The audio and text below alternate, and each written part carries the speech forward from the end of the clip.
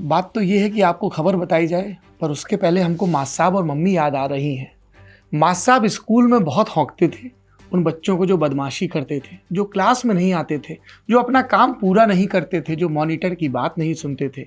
कुल जमा ये कि मास साहब के कंधों पर देश के नागरिकों को तैयार करने का भार था, एक जिम्मेदारी थी। तो कभी आंगिक तो कभी वाचिक ताड़ना देकर वो ये सुनिश्चित करते थे कि हम सब बच्चे ठीक से पढ़ाई करें।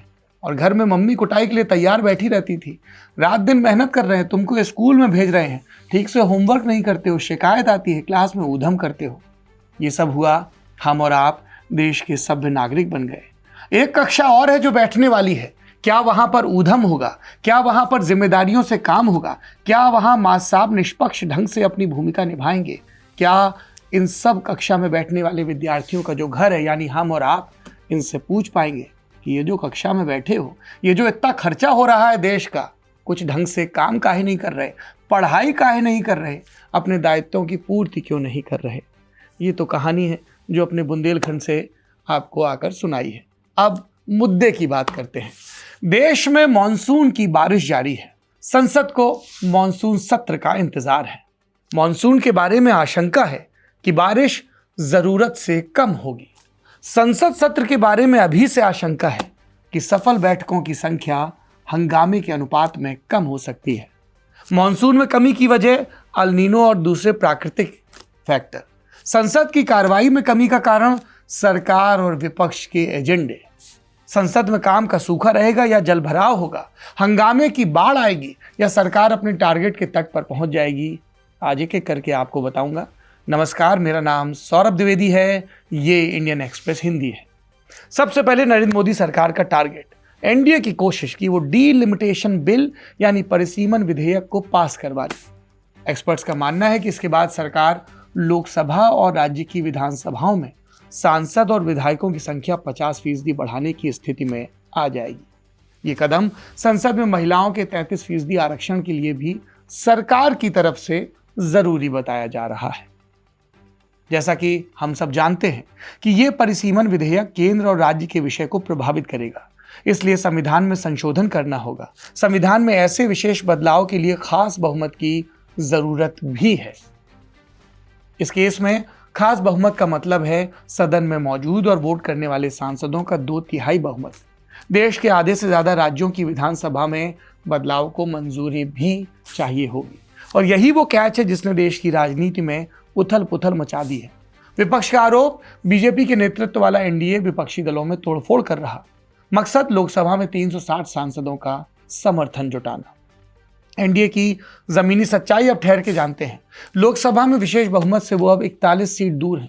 पिछले बजट सत्र में 131वें संविधान संशोधन में सरकार को लोकसभा में 298 वोट मिले थे। एनडीए की ऑफिशियल स्ट्रेंथ है 293। करीब 2.5 महीने के भीतर एनडीए ने विशेष बहुमत के लिए 26 सांसदों का और प्रबंध कर लिया है। इसमें तृणमूल से टूटकर national citizen party of India में शामिल हुए 20 लोकसभा सांसद हैं और शिवसेना उद्धव से टूटकर शिंदे की शिवसेना का हिस्सा बनने को आतुर 6 लोकसभा सांसद हैं। इनको अगर जोड़ लें तो एनडीए की कुल संख्या पहुंचती है 319। बाकी बचे बहुमत के लिए एनडीए के सामने, नरेंद्र मोदी सरकार के सामने 2 रास्ते हैं। पहला, समर्थन बढ़ाओ और दूसरा, वोटिंग के दौरान सदन की स्ट्रेंथ को घटाओ। और इन दोनों रास्तों पर कोशिश हो रही है। ये कोशिश क्या है, इसकी जानकारी के लिए हमने बात की इंडियन एक्सप्रेस की हमारी डिप्टी एडिटर लिज मैथ्यू से। बीजेपी का भी राजनीति ऐसा है कि कांग्रेस को सिंगल आउट करो, कांग्रेस को आइसोलेट करो। ऐसे स्थिति में कांग्रेस क्या स्टैंड लेंगे हमें देखना पड़ेगा। कांग्रेस कौन सा स्टैंड लेगा, नया बिल जब लाएंगे उसमें कौन सा स्टैंड लेगा। अभी दूसरा भी एक बिल ले लाए कि जैसे कि 130th कॉन्स्टिट्यूशन अमेंडमेंट बिल, जिसमें एक प्रोविजन है, कोई भी मुख्यमंत्री या मंत्री या प्रधानमंत्री को कोई भी केस हो गया, उसमें 30 दिन के सादा उनको अरेस्ट में, डिटेंशन में हो गए तो उनको सैक करने का प्रेसिडेंट को अधिकार मिलने वाला एक बिल ला रहे हैं उसमें। लेकिन बहुत पार्टियों को, जैसे कि डीएमके को या दूसरे पार्टियों को भी उसमें आपत्ति थे। लेकिन वो लोग अभी दूसरा अभी क्या स्टैंड लेगा अभी देखना पड़ेगा। जैसे कि मैंने बोला अभी पूरा है ना ऑपोजिशन का जो भी मुद्दा आएगा उनको इश्यू बेस्ड स्टैंड लेना पड़ेगा। उनके पास कोई भी नंबर नहीं है। बीजेपी के पास वो 2/3 मेजोरिटी से थोड़ा भी क्लोजर हो गया। राज्यसभा में भी यही स्थिति है। राज्यसभा में उन्होंने ऑलरेडी आम आदमी पार्टी का एमपीज गया है 4, उसमें अभी एनडीए का 152 हो गया। उनको चाहिए 163 राज्यसभा में 2/3 के लिए। उसमें भी उन्होंने क्लोज है अभी, लेकिन पार्टीज लाइक समाजवादी पार्टी कोई भी बिल में उसको सपोर्ट कर रहे तो उसको राज्यसभा में भी कांग्रेस को आइसोलेट कर सकते हैं या बिल पास कर सकते हैं। तो बीजेपी अपना नंबर इकट्ठा करने में था अभी कोई महीने में उसका कोशिश था कि लास्ट पिछले 2-3 महीने में उसी कोशिश में थे। अप्रैल जैसे बिल डिफीट हो गया तब से वो लोग काम में है। हमने देखा है मई जून में उनका कुछ सक्सेसफुल भी हो गया है। इसलिए बीजेपी आगे भी बिल डालने से पहले पिछले जैसे ना उनका गलती मुझे नहीं लग रहा है कि बीजेपी का लोग ऐसे कुछ करेगा। वो नंबर इंश्योर करके लाइक उसका जो भी मेजोरिटी इंश्योर करके ही नंबर जो भी बिल आया whether it is 130th constitution amendment bill और जो डिलिमिटेशन बिल जो विमेंस बिल को फैसिलिटेट करने के लिए जो भी बिल है दोनों उन्होंने नंबर को इकट्ठा करके ही करेगा। मतलब यह है कि अब डीएमके के 22 सांसदों पर एनडीए की उम्मीद है। ये वही डीएमके है जिसके नेता और तमिलनाडु की विधानसभा में फिलहाल नेता प्रतिपक्ष उदयनिधि स्टालिन ने सनातन धर्म के विरोध में बयानबाजी की थी। इसलिए लगता है कि बीजेपी इनके समर्थन को इनडायरेक्ट रखने के पक्ष में ज्यादा रहेगी। यही रणनीति आंध्र प्रदेश की वाईएसआर कांग्रेस पार्टी, यूपी की समाजवादी पार्टी, झारखंड मुक्ति मोर्चा, आरजेडी, आम आदमी पार्टी, आईआईयूएमएल और निर्दलीय सांसदों पर भी लगाने की कोशिश की जाएगी। यहाँ ये समझना जरूरी है कि संसद में महिला आरक्षण, परिसीमन यानी संसद की सीट बढ़ाना और एक देश एक चुनाव की प्रक्रिया आपस में जुड़े हुए हैं। नरेंद्र मोदी सरकार चाहती है कि यह सब 2029 के लोकसभा चुनाव से पहले हो जाए। इसलिए उसने पिछले बजट सत्र में एक फॉर्मूला दिया कि 2011 की जनगणना के आधार पर लोकसभा की सीटों का निर्धारण कर लिया जाए। इसका बहुत विरोध हुआ। आखिरकार सरकार को हार माननी पड़ी। यहाँ ये भी समझ लीजिए कि 2011 की जनगणना के आधार पर संसद में सीट बढ़ाने का फॉर्मूला काम क्यों नहीं कर पा रहा है, और ये भी कि इस फॉर्मूले पर डीएमके को साथ लाना मुश्किल क्यों है। हमने बात की इंडियन एक्सप्रेस के deputy associate editor national politics के विकास पाठक से। देखिए बेसिकली क्या है कि 1976 में ये किया गया कि उस टाइम तक क्या हुआ पहले ये समझें कि भारत के राज्यों की जो पॉपुलेशन थी 1872 और 1881 के सेंसस ऑनवर्ड्स, वो पॉपुलेशन अलग अलग राज्य की अलग अलग प्रोपोर्शन में बढ़ी। तो सदर्न स्टेट्स की पहले बढ़ गई और उस टाइम तक नॉर्दर्न स्टेट्स की थोड़ी कम बढ़ रही थी। उसके ये डेमोग्राफिक ट्रांसलेशन होता है बेसिकली। तो 1971 तक सदर्न स्टेट्स की बढ़नी कम हो गई और उत्तर प्रदेश, बिहार जैसे स्टेट्स में पॉपुलेशन का स्पर्ट आना शुरू हुआ। तो फिर एक ये चिंता आई कि कहीं ऐसा ना हो कि सीटें भी बढ़ती जाएं तो धीरे धीरे करके पॉपुलेशन देश की और ज़्यादा बढ़ती जाए।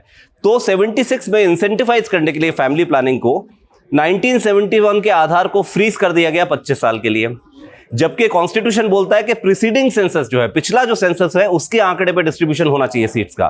फिर 2001 में जब वाजपेयी जी प्राइम मिनिस्टर थे तो इस फ्रीज को वापस 25 साल के लिए बढ़ाया गया। तो बेसिकली ये है कि अभी जो है, चाहे संविधान हमारा बोलता है कि हर सेंसस के बाद डिलिमिटेशन होना चाहिए जिससे 1 पर्सन 1 वोट 1 वैल्यू लागू हो, इस कारण से फैमिली प्लानिंग को बढ़ावा देने के लिए हमारे यहाँ ये किया गया है कि 50 साल से 1971 का जो सेंसस का डेटा है उसके बेसिस पे बिटवीन द स्टेट्स एलोकेशन होता है। उसी फ्रीज को बढ़ाना पड़ेगा अगर संविधान संगत रूप से आपको 50% पर स्टेट सीटें बढ़ा देनी है। इस बार बिल में बिल्कुल क्लैरिटी लानी पड़ेगी कि हमारा आधार जो राज्यों के बिटवीन एलोकेशन ऑफ स्टेट्स है वो 1971 ही रहेगा। फ्रीज को हम 25 साल बढ़ा रहे हैं। अगर ये कर देते हैं तो डीएमके ऑन बोर्ड आ जाएगा। लेकिन जब तक आप ये कंफ्यूजन रखेंगे कि हमारा आधार 2011 है लेकिन सीटें 50-50% बढ़ेंगी, तो वो कॉन्स्टिट्यूशनली टेनेबल नहीं रहता। तो करना इनको ये पड़ेगा कि 2011 का सेंसस आधार बनेगा राज्य के भीतर के डिलिमिटेशन के लिए। वहां भी प्रिंसिपल यही है कि हर कॉन्स्टिट्यूएंसी की पॉपुलेशन एक ही होनी चाहिए। तो मान लीजिए भीतर हुआ, जैसे तमिलनाडु में हुआ तो चेन्नई की सीटें बढ़ गई थोड़ी, क्योंकि वहां की आबादी ज्यादा बढ़ी है। तो आपको यह करना पड़ेगा कि राज्यों के भीतर आधार रहेगा 2011 पर। राज्य जब हम देखेंगे कि एक राज्य और दूसरे राज्य को कंपेयर करेंगे, रिलेटिव डिस्ट्रीब्यूशन ऑफ सीट्स, उसका फ्रीज आपको फिर 25 साल बढ़ाना पड़ेगा, तब जाके ये बिल पास होना ईजियर हो जाएगा। संसद के मानसून सत्र में जहां एक तरफ सरकार का एजेंडा बहुमत बढ़ाकर राजनीतिक महत्व के बिल पास करवाना है, वहीं दूसरी ओर विपक्ष कई ऐसे मुद्दे उठाने की कोशिश करेगा जो सरकार को बैकफुट पर ले जाएं। इन मुद्दों पर ध्यान दीजिए। पहला, राम मंदिर में चढ़ावा चोरी का केस। ये सीधे तौर पर प्रधानमंत्री नरेंद्र मोदी की प्रतिष्ठा से जुड़ा, राष्ट्रीय स्वयंसेवक संघ की प्रतिष्ठा से जुड़ा मामला है। ट्रस्ट में प्रधानमंत्री के विश्वस्त पूर्व ब्यूरोक्रेट नृपेंद्र मिश्र शामिल थे। उन्होंने सामने आकर कह तो दिया कि मैं सिर्फ मंदिर निर्माण से जुड़ा था, लेकिन कई सवालों के जवाब अनुत्तरित हैं। वहीं चंपत राय अपनी सारी शक्ति पाते हैं राष्ट्रीय स्वयंसेवक संघ और विश्व हिंदू परिषद से। राम मंदिर बीजेपी के कोर चुनावी मुद्दों में से एक रहा है। कल्याण सिंह ने कहा था, उत्तर प्रदेश में हमने मंदिर के लिए सरकार की कुर्बानी दे दी। पालमपुर के अधिवेशन में स्वीकार किया था बीजेपी ने कि ये उनके लिए सबसे महत्वपूर्ण मुद्दा है। बीजेपी के राष्ट्रीय अध्यक्ष लालकृष्ण आडवाणी ने पूरे देश में रथ यात्रा निकाली थी। इसलिए राम मंदिर की चंदा चोरी का असर बीजेपी की प्रामाणिकता पर भी पड़ रहा है। अपने ही वोटरों को जवाब देना मुश्किल हो रहा है। दूसरा मुद्दा, ऑपरेशन सिंदूर में शहीद हुए सैनिकों का विवाद। ये तब सामने आया जब सरकार ने वीरता पुरस्कार की लिस्ट पब्लिक की। ऑपरेशन के तुरंत बाद सरकार ने दावा किया था कोई सैनिक शहीद नहीं हुआ।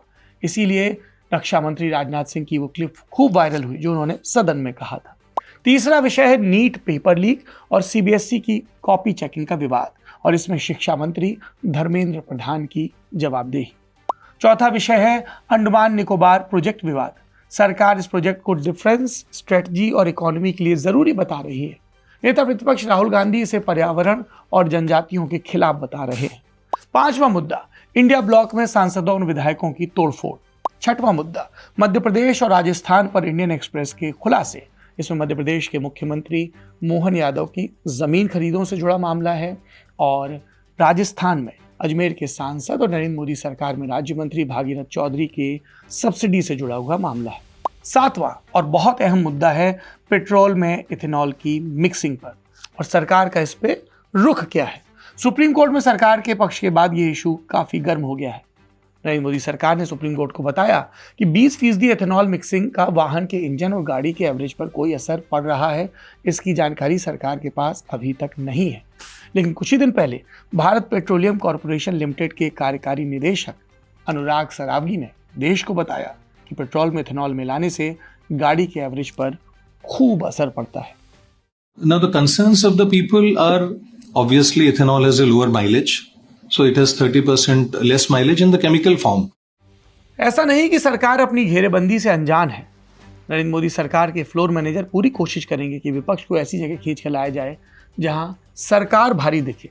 मसलन कोशिश होगी कि हॉर्मुज़ संकट में अपनी कोशिशों को सफलता की लिस्ट में डालकर बताया जाए। ये भी कि ऐसे मुश्किल हालात में सरकार ने देश में पेट्रोलियम या खाद का संकट नहीं होने दिया। नरेंद्र मोदी सरकार चाहेगी कि वो मंत्रियों और सांसदों की अयोग्यता से जुड़े बिल को पास करवाए, जिसमें 30 दिन या उससे अधिक जेल में रहने पर मंत्रियों का पद या सदस्यता जा सकती है। एक संसदीय संयुक्त समिति ने इस पर अपनी रिपोर्ट भी तैयार की है। विस्तार से हमने इंडियन एक्सप्रेस की वीडियो में आपको बताया था। यदि दिलचस्पी है तो आप डिस्क्रिप्शन में वीडियो देख सकते हैं। मानसून सत्र से पहले एक और सवाल है जो देश में घूम रहा है, वो ये कि क्या नरेंद्र मोदी सरकार अपने मंत्रियों को बदलेगी? क्या कैबिनेट में फेरबदल होगा, और यदि हाँ तो कब? संसद के मानसून सत्र और उसके आगे पीछे के वक्त में बहुत कुछ बदलने को है। देश की राजनीति में रुचि रखने वालों के लिए ये समय क्लासरूम की तरह ही है। बहुत कुछ सीखने को मिलेगा। इसीलिए हमने शुरुआत में आपसे कहा, हम जब कक्षाओं में जाते थे तो माँ साहब की भी नज़र होती थी और माँ की भी नज़र, यानी गुरुओं की भी नज़र और घर वालों की भी नज़र। इसलिए आप भी नज़र बनाए रखिए कि देश के हुक्मरान, पक्ष के प्रतिपक्ष के लोग जब संसद में बैठ रहे हैं तो कितनी जिम्मेदारी के साथ और कितनी तैयारी के साथ पेश आ रहे हैं, क्योंकि ये हमारी और आपकी रहनुमाई का दावा करते हैं और शक्ति पाते हैं हमसे और आपसे। हमारी और आपकी खबरें आप तक पहुंचाता रहेगा इंडियन एक्सप्रेस हिंदी। मेरा नाम है सौरभ द्विवेदी। यदि आपको हमारी पत्रकारिता ज़रूरी लगती है, वीडियोज़ को साझा करें और हमारे सोशल मीडिया चैनल्स से ज़रूर जुड़ें। शुक्रिया।